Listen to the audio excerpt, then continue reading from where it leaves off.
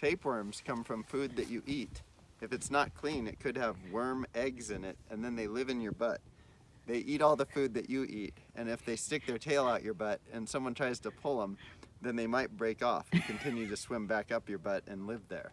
You don't really want a tapeworm, except they are a good diet aid. They will cause you to lose weight. That's tapeworms. When people walk dogs and they poop, you have to pick up a poop in a bag, but often when you pick up the bag, you can feel the warmth of the poop through the bag. Ew. When you sniffle, you're sucking in mucus into the back of your throat.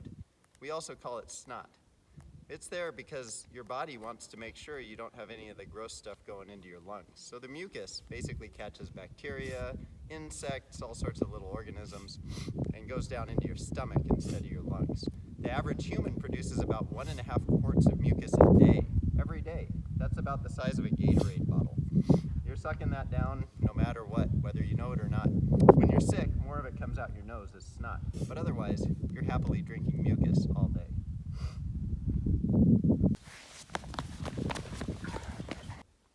This is a butt. When you burp up vomit, you're basically burping up what you ate last time you ate, mixed with acid from your stomach. And then when you swallow it again, you're basically re-eating your food. That's burping up vomit. Ew. We don't need to say what this is.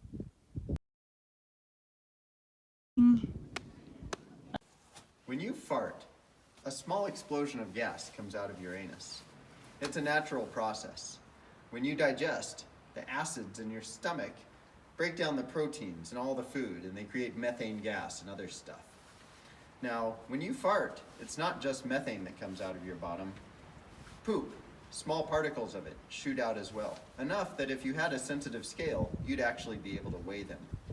Now, if you farted into a container and you compressed it super hard, it would actually be drinkable.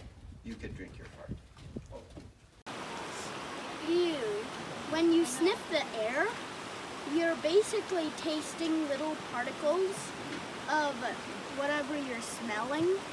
They go into your nose and touch your smell receptors, and you get an idea what it tastes like.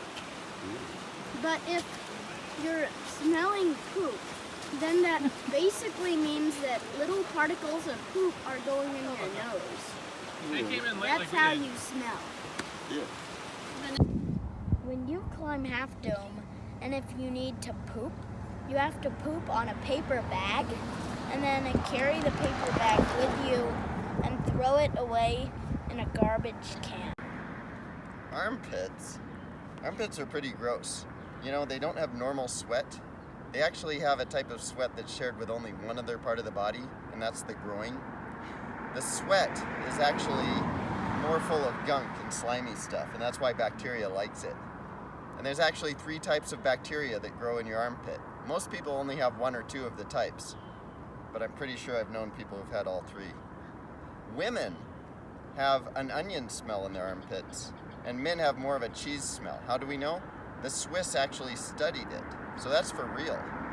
The other weird thing is after you give birth, it's possible that you might lactate out of your armpit. Ew. When you eat